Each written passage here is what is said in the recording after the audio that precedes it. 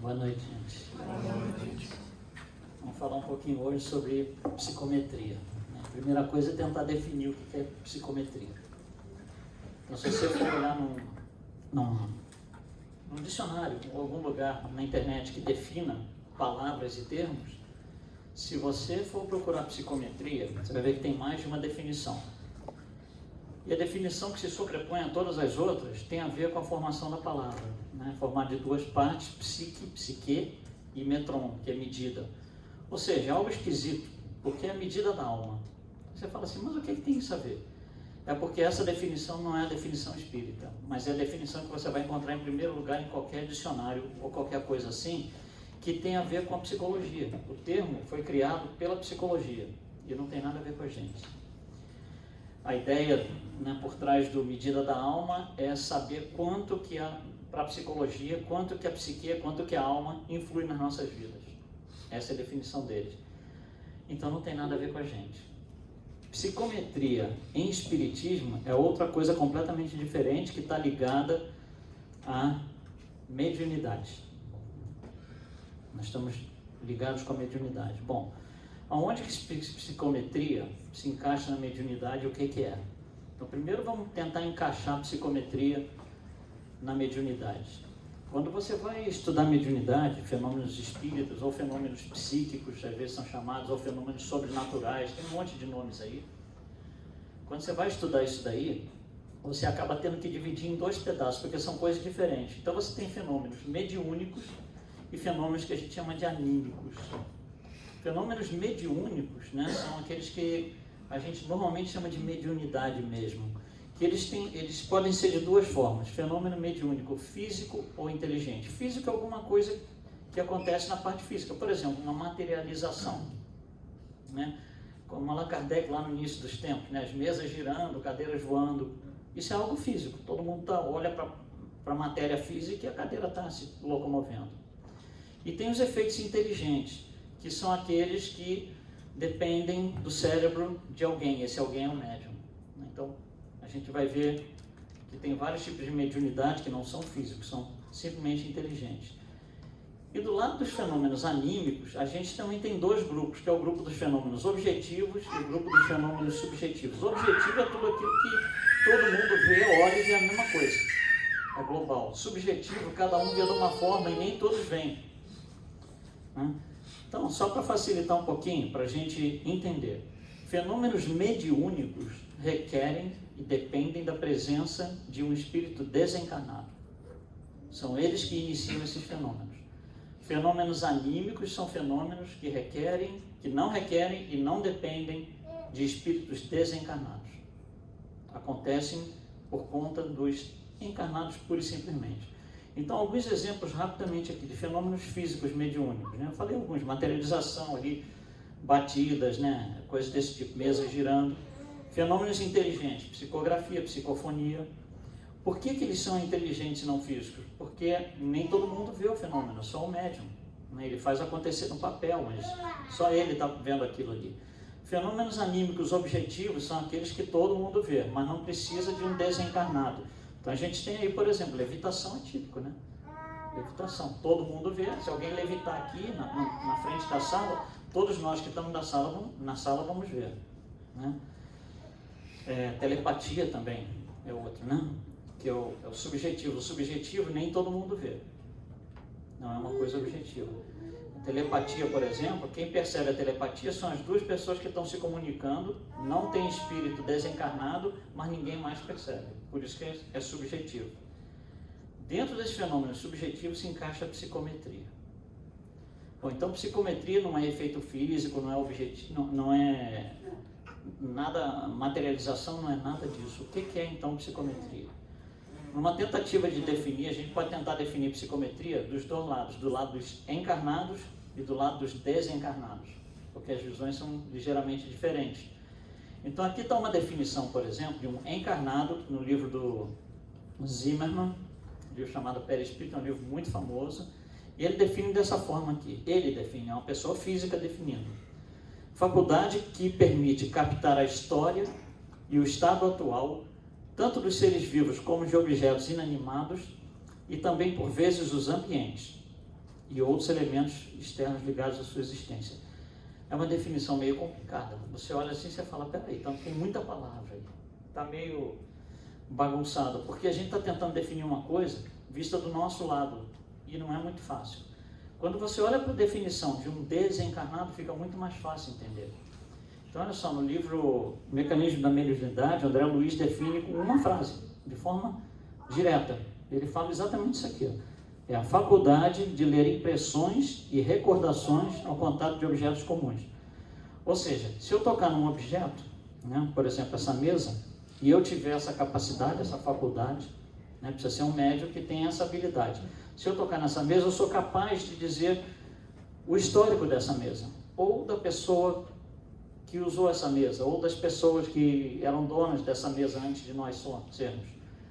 Isso é psicometria. Uma definição um pouco mais ampla, ainda do André Luiz, no livro Nos Domínios da Mediunidade, é essa aqui. Essa é talvez a mais interessante. Faculdade de perceber o lado oculto do ambiente, olha só, não é só objeto, é ambiente. Então a pessoa pode entrar no ambiente, aqui é um ambiente, essa sala. A pessoa pode entrar aqui e sentir alguma coisa que tem a ver com o passado ou com algo que aconteceu nessa sala, não agora, no passado.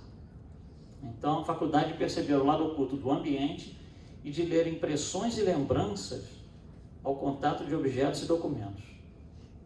Então, o médium ele vai tocar no objeto, né, que pode ser um documento, como ele fala aqui, ou ele vai simplesmente estar no ambiente e ele vai captar o histórico desse ambiente.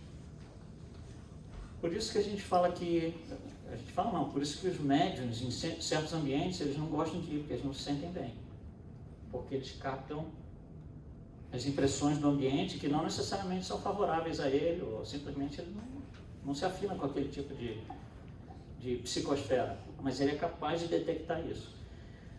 E por toque também, né? Eu posso, por exemplo, tocar nesse controle remoto, se eu fosse psicômetra, eu não sou, é chamado de psicômetra, ou médium de psicometria. Então o psicômetra toca no objeto, ele se concentra ali e começa a contar a história do objeto, né? Então é um negócio muito interessante. Olha só, vamos pensar um pouquinho mais em termos científicos, para a gente tentar explicar isso. Se eu chegar para você e disser assim, olha, vai no cantinho daquela sala aqui e faz o seguinte, mede 5 metros para cá, aí você vai lá e mede 2 metros para cá e 1 metro para cima. Aonde você caiu? Aí digamos que seja esse pontinho aqui dentro dessa mesa aqui. Aí você vai falar para mim, deu um pontinho que tem uma mesa ali naquele lugar. Maravilha. Agora você faz a mesma coisa, mede 5 metros para cá, 2 para cá, 1 para cá e me diz o que estava ali em 1970. Aí complicou. O psicômetra vai em 1970 para dizer para a gente o que tinha ali. Isso é um negócio estranho para a ciência, até para a gente, muitas vezes. Como que ele vai em 1970, né? Então não é exatamente o ir em 1970, a nossa expressão para explicar isso daí não é muito boa. Ele não está indo em 1970, ele simplesmente conseguiu registrar o que ficou naquele ponto, por exemplo, na mesa deste ambiente, há tempos atrás. 1970 é muito específico, ele pode pegar de outras épocas, né? Então é uma faculdade assim muito interessante e nem todo mundo tem. É muito difícil achar um médium de psicometria, muito difícil. Embora todo médium sinta de alguma forma o ambiente, mas não a ponto de descrever completamente. Nessa sala aqui há 3 anos e 2 dias aconteceu tal coisa, não. Isso é muito difícil, tá? O estudo da psicometria começa a ficar intrigante e interessante pela própria história. E a primeira coisa que se tem notícia, assim, de uma forma mais, digamos assim, contundente, vem desse cara aqui, Leônidas Polk. Ele era um padre, ele era um padre de uma congregação. E ele, de vez em quando, ele tocava em alguns objetos e ele tinha umas sensações esquisitas. Ele foi procurar um médico. O médico falou, olha, não sei o que é, não, vamos vendo e tal, não sei o que lá. E ele foi indo meio que aos trancos e barrancos, foi ficando mais difícil para ele, porque ele tinha essas coisas com mais, digamos, a percepção era mais forte cada vez, com o tempo passando. Você vê, isso lá em 1800 e pouco. Aí começou a guerra de secessão aqui nos Estados Unidos, né, entre o norte e o sul. E ele se alistou e foi para a guerra. Um padre, ele falou, não, eu vou lá porque eu acho que tem que, né, eu tenho que dar a minha contribuição na guerra lá e tal. Então ele vai para a guerra, e aí acontece uma coisa interessante. Ele no grupo dele, de combate dele, eles de vez em quando lidavam com objetos no chão. Eram objetos que o inimigo, andando por aquele canto ali, deixava cair. E aí ele pegava naquele objeto, se concentrava e falava assim, o inimigo foi para cá, ele está a 3 km de distância. Eles iam lá e estava lá. E a pessoa começou a falar, peraí, esse negócio aqui está, né, tá além da ponta aqui. Aí, o médico que tratava dele começou a falar, o negócio é muito mais sério do que o que a gente pensa. Não é um toquinho aqui, o cara tem chilique, por assim dizer, não é bem assim não. O negócio é muito sério. Esse médico era esse cara aqui, esse Buchanan. E aí ele resolve investir tempo e energia estudando esse caso. E começa a descobrir, perguntando para lá e para cá, começa a descobrir que tem um monte de gente nessa situação. E que essas pessoas ficavam assim meio, né, reticentes de se posicionar dessa forma, porque acharam que iam ser tratados como loucos. E aí ele consegue descobrir que tem muita gente que tem essa habilidade, essa faculdade. E ele começa a investigar isso daí. Tá? Então ele é o primeiro que coloca assim, digamos, uma literatura mais extensa e mais detalhada sobre psicometria, que é chamado Manual de Psicometria. Nesse manual, então, ele dá várias assim, ideias, algumas a gente está trazendo aqui, né? O que seria essa psicometria, o que o médium, como ele se enquadra na sociedade, porque muitos deles não querem se dizer psicômetros, embora sejam, porque, né, vai ter algum tipo de reação negativa. E ele conta muita coisa interessante. Mas só o fato do livro ser publicado, os psicômetros falaram, peraí, está se abrindo uma janela aqui, a coisa está melhorando um pouquinho. Eu já não me sinto tão mal em talvez, né, dizer que eu tenho a sensibilidade, etc. e tal. E a coisa vai indo para frente. Aí aparece um geólogo, esse aqui, o William Denton, que começa a ler essas coisas e ele fala assim, eu também conheço um monte de gente assim. E desse monte de gente tem uma pessoa muito especial que tem essa habilidade, que é a minha esposa. E a esposa dele pegava nos objetos assim, mas assim, uma coisa assim, não precisa nem se concentrar, pegava e contava a história. Aí ele, como geólogo, né, então você trabalha lá uma das grandes questões do geólogo, você vê a época que 1800 e tanto. Uma das grandes questões era qual a origem do petróleo, como é que ele é formado, não se sabia direito. Se tinha uma ideia, se achava que era de uma certa forma. Aí ele chega e diz assim para a mulher, e se você pegar no petróleo, numa rocha dessas aí, lá de baixo, será que você consegue dizer a origem do petróleo? Ela falou, consigo. Aí eles vão lá num canto, lá no Texas, lá em um canto onde está havendo um princípio de exploração do petróleo, ela taca a mão lá e fala, é assim que forma o petróleo. E era completamente diferente da ideia que a gente tinha até então. Hoje, essa ideia dela é exatamente como é formado o petróleo. Então, essas coisas começam a chamar atenção dentro de uma sociedade restritiva. Nós estamos aqui em 1800 e pouco, né? Então você tem um monte de restrições da época. E começa, acho que travou aqui. E começa, aí ele publica um livro, que é esse aqui, ó, A Alma das Coisas, em 1863, onde ele pega 111, na verdade, relatos de casos de psicometria. A maioria vinham da própria mulher. Eu falo 111 porque são 110 e mais o do petróleo. Então ele abre completamente uma avenida nova. Todos os psicômetros agora se sentem, digamos assim, entre aspas, né, gente, porque eles eram loucos antes, eles eram pessoas assim completamente estranhas. Então eles se consideram assim, puxa, não é que eu sou louco, não é bem assim, eu tenho uma habilidade que muitos não têm, né? E começam a se enxergar a si próprios como uma coisa positiva, não como uma coisa assim negativa, que eu tenho que ficar com medo, não posso sair na rua, não é bem assim.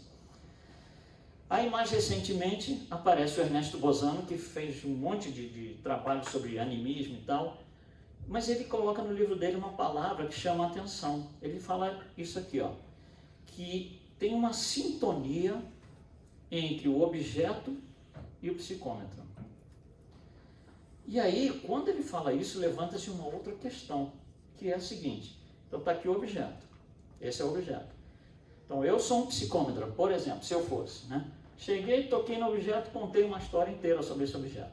Aí vem um outro psicômetra, aqui do lado, tocou no objeto e ele fala assim, senti nada aqui. Você entendeu que deixou de ser uma coisa objetiva, porque depende do psicômetra e do objeto. Tem que ter uma afinidade entre eles. Um psicômetra pode chegar, tocar num objeto e contar uma tremenda história. O próximo vem atrás, toca e fala assim, não sei dizer absolutamente nada. Ou ao contrário, o primeiro fala, não senti nada. O segundo vem e conta a história inteira. Porque são faculdades muito, assim, ainda mal compreendidas. Como que pode haver uma sintonia entre um objeto e uma pessoa? Principalmente você ir lá no passado buscar a história.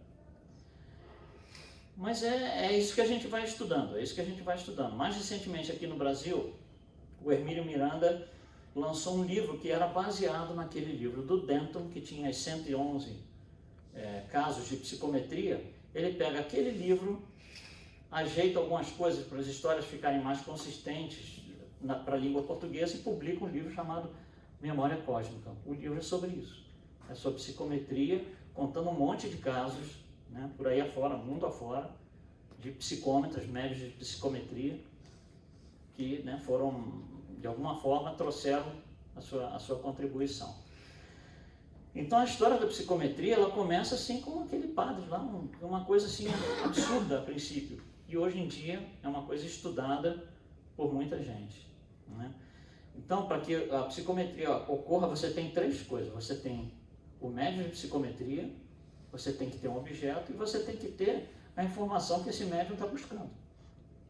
Porque o médium, quando ele toca, ele vai para buscar alguma informação, né? Ele se concentra com o objetivo de eu vou tocar aqui, eu vou sentir esse ambiente, mas eu estou procurando tal informação. Então, são três coisas que compõem isso daí.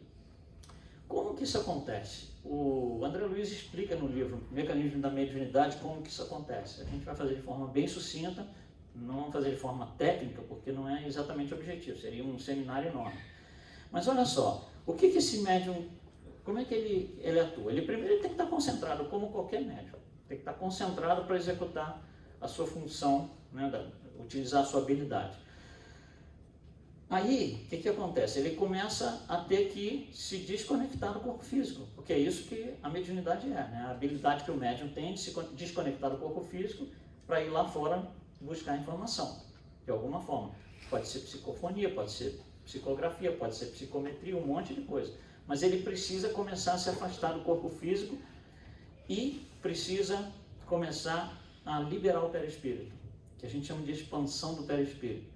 Ele começa a se engrandecer. Quando a gente fala isso, é uma coisa muito interessante. Quando a gente fala em expansão do perispírito, que é uma expressão muito comum em espiritismo, a palavra expansão, para nós encarnados, ela nos leva à sensação de engrandecimento, aumento físico, né? Expandir para a gente é uma coisa engrandecer. Expandir o perispírito não quer dizer que a pessoa vai engordar, não é isso. Porque você tentar associar expansão, nos casos, aqui estamos falando de espiritismo, tentar associar expansão com visão complica, porque expansão não é ficou grande, ficou gordo. Talvez uma ideia melhor seja usar o olfato, o nariz. Então, por exemplo, se eu chegar aqui, a gente está conversando aqui, digamos que chegue lá na porta, lá no fundo, uma pessoa com um saco, com alguma coisa dentro que a gente não está vendo o que é, está dentro de um saco, e é, por exemplo, um peixe morto. Né? O pessoal que está lá atrás, na entrada da porta, vai sentir um cheiro horrível. Vai falar, nossa, o que está acontecendo? Aqui na frente talvez a gente nem sinta, porque está muito longe da porta. Só que, se aquela pessoa chegar com 50 peixes mortos, o cheiro vai se expandir. Ele vai adentrar o ambiente e todo mundo vai sentir o cheiro, inclusive nós aqui na frente. Então, é mais como uma coisa olfativa, é esse cheiro que se expande. Isso nos remete a um melhor entendimento do que é expansão do perispírito. Porque não é físico, né? O cheiro não é exatamente algo físico que vem andando por aqui e a gente vê ele chegar aqui na frente. Não é bem assim. A expansão do perispírito é mais ou menos isso, esse tipo de engrandecimento. Quando isso acontece, a expansão do perispírito, as potencialidades que o corpo tem, que são os 5 sentidos, se engrandecem. Se engrandecem. A visão fica muito mais poderosa, o olfato muito mais poderoso, a audição muito mais poderosa. É como se você tivesse virado um Superman, de vez em quando, né? Quando isso acontece, né? Com essa habilidade, com essa expansão, aumenta a sensibilidade visual, auditiva, olfativa, etc., do médium. Porque ele está, digamos assim, expandido. Quando isso acontece, ele consegue, então, se desconectar do corpo. Não é um desconectar físico, né? É um desconectar, novamente, no sentido de expansão, ele consegue ir embora. E é muito mais longe de onde ele está. Então, se o corpo físico dele está aqui, ele consegue ir muito mais longe. E como no mundo espiritual não existe tempo, como a gente conhece, ele vai a qualquer ponto, a qualquer lugar. Então, ele vai em 1970. Mas não é assim, em 1970, deixa eu dar uns passinhos para trás até chegar em 1970. Não é isso. Não é? Ele está detectando as impressões que ficaram ao longo do tempo quando ele toca o objeto. Então, quando o corpo espiritual se expande, ele é capaz de adentrar o mundo espiritual e ali ele faz então o seu trabalho. Só que olha só, até aqui, se você olhar essa sequência de coisas, você vai falar assim, puxa, mas qualquer médium tem que fazer isso. Antes de, por exemplo, psicografar, antes de fazer qualquer coisa. Qualquer médium passa por isso aqui. A diferença do psicômetro vem depois que ele entrou no mundo espiritual. Ele consegue, e os outros não, o mapeamento das impressões. É como se ele tivesse um GPS na mão. Então, ele adentrou o mundo espiritual, olhou o GPS e falou, já sei onde é que eu tenho que ir, vai. Isso é que é a grande assim, diferenciação em termos de médium, de psicometria e os outros. E isso é muito raro, muito raro. São muito poucas pessoas, muito poucos médiuns conseguem fazer isso. Muitas vezes o médium tem que ser guiado por um espírito desencarnado para levá-lo onde ele precisa chegar. Olha só, o fenômeno não começa por causa do espírito desencarnado. Por isso que não é um fenômeno mediúnico, é anímico. Começa com a anímica de ânima, de alma. Começa com a alma do médium sozinho.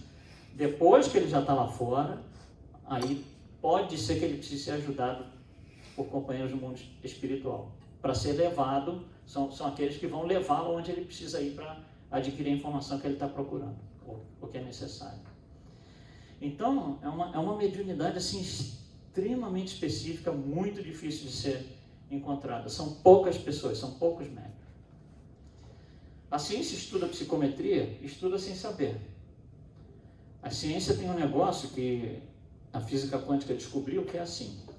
Vamos tentar explicar em palavras bem simples. Imagina uma molécula de água. Então você tem lá 2 átomos de hidrogênio e 1 de oxigênio.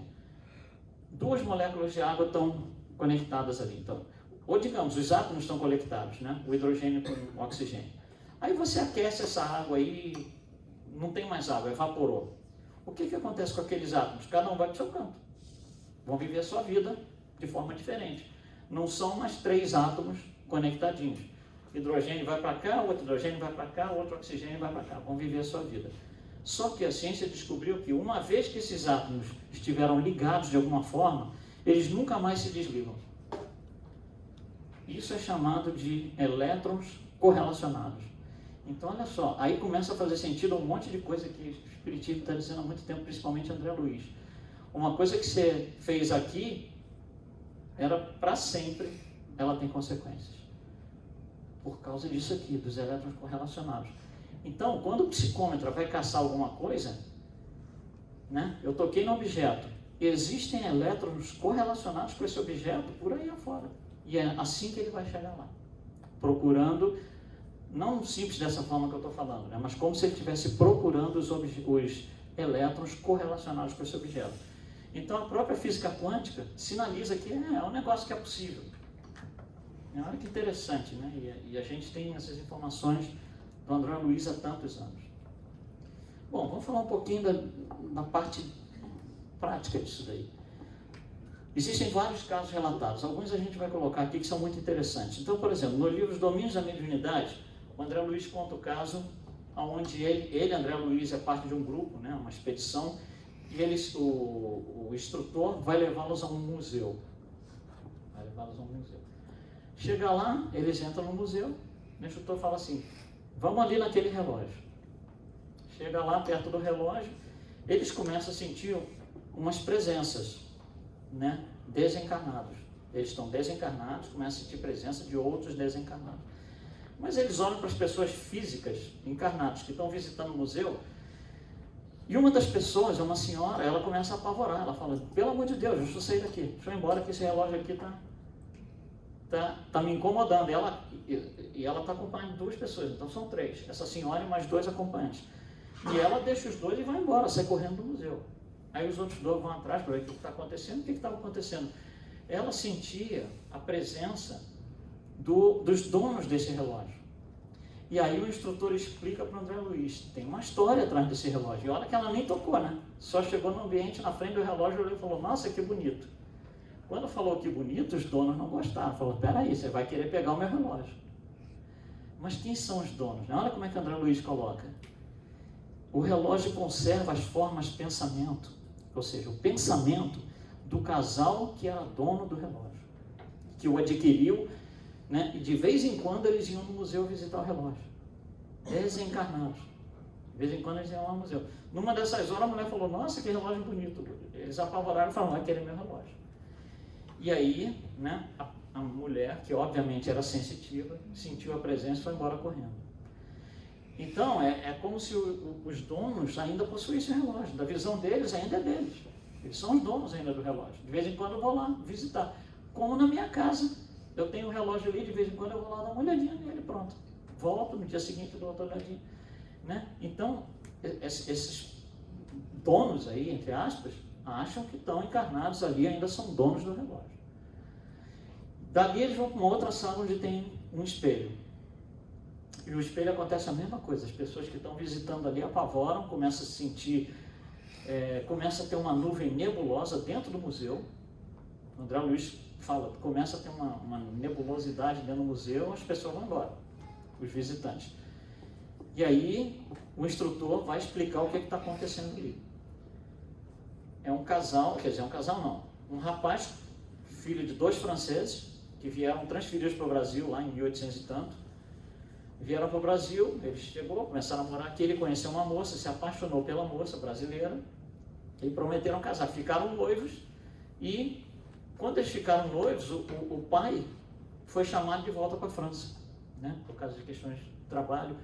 E aí os 3, o pai, a mãe e o rapaz, voltaram para a França.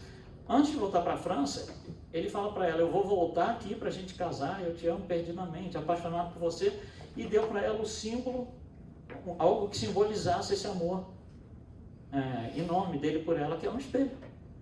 Aí ele vai dar um espelho para ela, e fala assim, não se esqueça nunca, né, que eu vou voltar aqui para me juntar com você e a gente vai casar.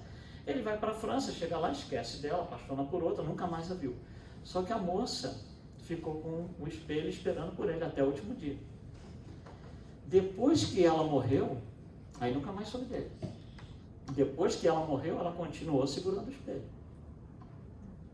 De uma forma assim, né, acirrada, como se fosse realmente fisicamente o espelho dela.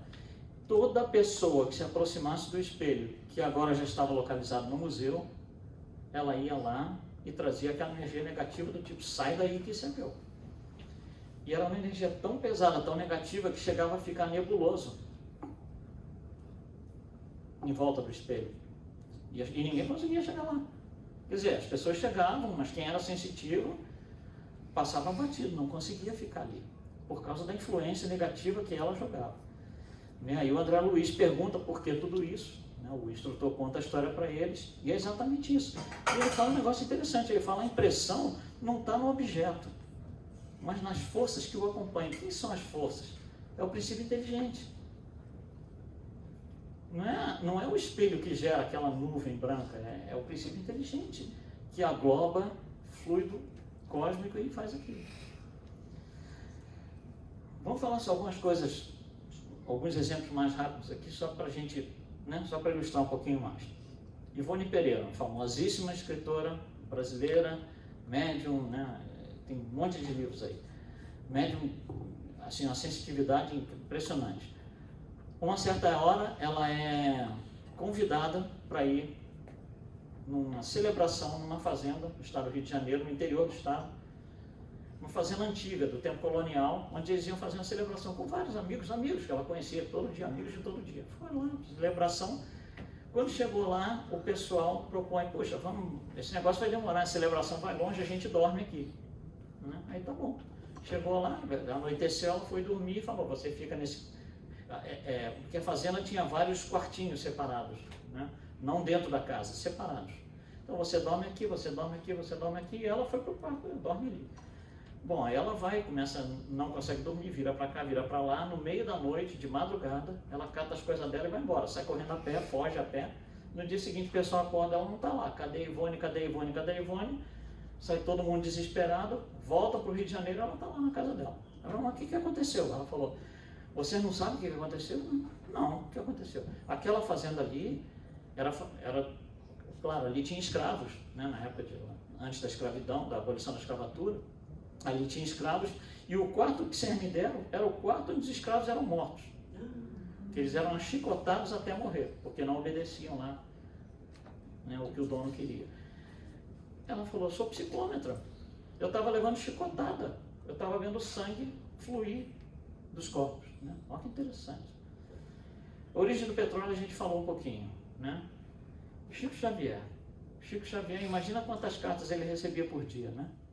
Não sei nem se milhões, mil, sei lá, por dia. Como é que ele vai trabalhar com essas cartas? Ele passa a mão em cima, ele não lê, não dá para ler, não tem tempo. Então ele passa a mão em cima da carta fechada e fala assim, essa é sobre isso, bota nessa pilha aqui, essa é sobre isso, bota nessa pilha aqui, essa é sobre isso, vai aqui, essa vai aqui. E assim ele separava as cartas por assuntos, com a mão, só sentindo, né, a informação que era trazida dentro daquela carta, sem abrir, sem ler nenhuma das cartas, porque nem daria tempo. Né? Ainda mais com tudo que ele fazia durante o dia dele tinha mais que 24 horas, com certeza. Hoje a psicometria ela tem um valor diferenciado, não é só fenômeno, essa coisa arada, não. Existe uma seriedade um pouco maior. Por exemplo, ela é usada em parte pela arqueologia. De vez em quando, encontra-se, os arqueólogos fazem escavações e encontram objetos que às vezes são dúbios, são esquisitos, porque esse objeto parece egípcio, mas ele foi encontrado, não sei, em Jerusalém. São coisas que às vezes não faz muito sentido. Para o arqueólogo, ele fica assim, puxa, e agora? Como é que eu vou explicar isso? Porque o objetivo do arqueólogo é justamente enquadrar aquele negócio na história conhecida. Quando não tem história, cata um psicômetra. Manda o psicômetra tocar no objeto, ele vai lá e diz, ó, esse objeto está aqui porque aconteceu isso. Então isso é usado profissionalmente dentro da arqueologia. Isso é usado pela polícia em investigações criminais.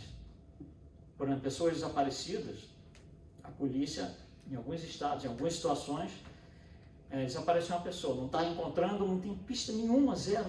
Quando tem pista, ainda a polícia tem como começar, mas quando não tem absolutamente nada, como é que vai fazer? Aí vai para a família e fala assim, você tem ainda um objeto que seja muito querido dessa pessoa, muito caro, que tem um valor muito grande para essa pessoa? Aí a família, tem isso aqui. O psicômetra vai lá, toca e começa a dar pistas para a polícia. Aconteceu isso aqui, não está para o lado de cá, está para o lado de cá, viajou para outro estado, e a polícia usa essa informação. E funciona. Né? Edgar Cayce é um americano um grande psicômetra também, só que a psicometria dele é um negócio muito interessante. Começou a acontecer por acaso. Os irmãos dele, ele dormiu um dia, no meio da tarde assim, dormiu, acordou e voltou falando coisas que tinham acontecido. E os irmãos falaram assim, mas que bobagem, o que é isso? Aí no dia seguinte saiu no jornal algo que tinha acontecido na cidade ali, que ninguém sabia, porque não tinha sido nem publicado. E aí a coisa foi tomando forma e tal, e os irmãos falaram assim, vamos fazer isso aqui diferente, não estamos sendo reativos, vamos tentar ser proativos para ver o que acontece, fazer um experimento. Então, você vai dormir, mas depois que você dormir, nós vamos ler perguntas para você aqui, com ele dormindo. Então, botava ele para dormir, as pessoas perguntavam, o que aconteceu aqui? Aí ele voltava com a resposta. Então, ele tem 14 mil respostas de perguntas que foram feitas por pessoas, pelos irmãos, por um monte de gente. Essas perguntas foram catalogadas numa série de livros, né? Tem tipo 300, 400 perguntas por livro ou por assunto. Um desses livros são perguntas sobre Jesus, sobre a época de Jesus. Então tem lá, são pessoas que queriam saber, os próprios irmãos queriam saber, então ele ia lá dormir e fizeram essas perguntas. Então os irmãos catalogaram essas respostas e agruparam em livros, né, com todas essas respostas. É muito interessante isso aí. Né? E hoje psicometria é usada em práticas comerciais. Por exemplo, uma empresa para fazer uma escavação num certo lugar, para ver se tem um certo minério, é muito investimento, custa muito dinheiro sem ter certeza nenhuma de retorno. Então para a empresa tem um risco muito grande ali, né? Um risco econômico muito grande. Então ela contrata psicómetros para ir ao local para ver se vale a pena investir ali. É usado a nível profissional isso aí hoje. Para a gente encerrar, nós todos aqui, o que a gente leva para casa disso tudo? Né? Se nós não somos nem psicômetros, por exemplo, assumindo que não somos. Então olha aqui, as emoções do psicômetro, ele tem que ser tão especial que na hora que ele tocar, ele não pode tocar como pessoa física. Porque se ele tocar como pessoa física, ele alterou as impressões no objeto. Ele tem que ter um tato, uma habilidade tão grande que ele toca ali sem passar a influência dele, aquilo que ele está sentindo na hora, para o objeto. Então quando ele toca, ele já tem que estar desdobrado. Ele tem que desdobrar antes de tocar no objeto. Se tocar no objeto de qualquer forma, ele colocou a impressão dele em cima das impressões anteriores. E aí é mais uma camada que você vai ter que passar por cima para descobrir a história anterior. E segundo, que a gente viu pelo espelho, pelo relógio no museu, as pessoas que são muito apegadas à matéria, quando elas morrem, elas continuam ali. Elas continuam donas daquelas posses que elas tiveram e acham que têm ainda. Então, nós colocamos dessa forma. Para os espíritas, nós, em particular, a compreensão e entendimento da psicometria indicam quanto o apego à matéria pode levar um espírito desencarnado a ter imensa dificuldade em se desligar dos objetos pessoais ou de adoração que teve durante a vida encarnada. Se você participa ou já participou às vezes de reunião mediúnica, por exemplo, de vez em quando aparecem espíritos assim, o que está acontecendo? Não, eu estou aqui no carro esperando minha mãe.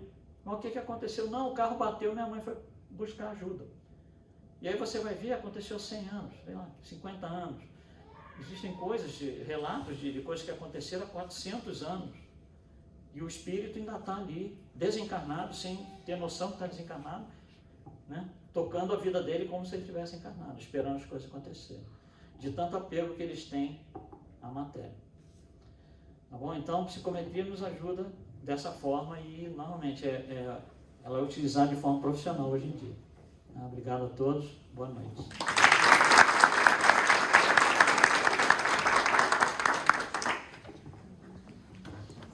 Obrigado, Luiz, pela palestra, por nos trazer esse conhecimento.